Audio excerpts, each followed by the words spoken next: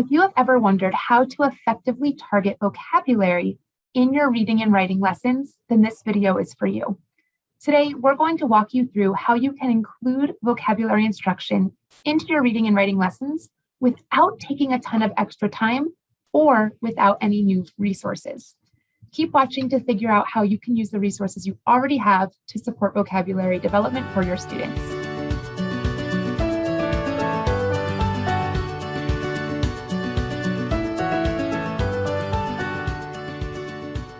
Hey everyone, I'm Michaela from Ascend Smarter Intervention, where we make research-based reading intervention easy and accessible. Be sure to hit subscribe so that you're the first to know when we post new videos and to get our tips, tricks, and resources. Today, we want to talk about how to fit vocabulary into your reading and writing lessons. Now, on this page, you can see that we have a word list. This was our CK lesson, and we have a list of 15 words that all end in CK. At the surface level, this is a great decoding task. We would have students reading the words at the word level, but we can go ahead and use this exact same resource to target vocabulary for our students as well. You can see in the skill development section down here that we have some vocabulary words already built in. For example, circle the verbs. So we can look for those and circle things like kick. We can go through and find all the other verbs.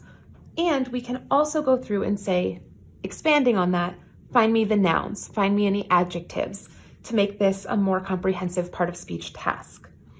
We can also go down here and look at multiple meaning words like rock. So with rock, we might have a rock like a stone that we would find outside. It could be a movement or a motion of going back and forth, or we could have rock like rock music. Multiple meaning words are another great skill to target with your word lists here. Something else we can do is play a game in order to help target those definitions. So if you have a student, you can go through and say, I'm going to pick a word and I'm going to define it for you. I want you to be able to tell me which word I picked. And you might say something like, this word is something that you can do, which means you are moving backwards or back and forth. It's kind of like to sway, but it's not like to stand still. And they could find the word rock. Then you can have them do the same thing and define their words using that category, purpose, function, or defining features, synonym and antonym as well. Synonyms and antonyms are another thing you can target in here by giving them a word and having them find any synonyms or antonyms throughout once you've looked at the list. So you can do that for them there as well. You can use categories here by saying, I want you to find me all of the foods or the colors or the numbers, depending on what words are included in that word list. Throughout the rest of your lesson, we can also continue to target vocabulary here.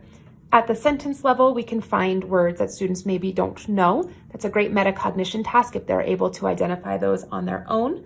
But we can go through and define words in context here. So maybe we say, the red brick was very thick. I want you to tell me what a brick is.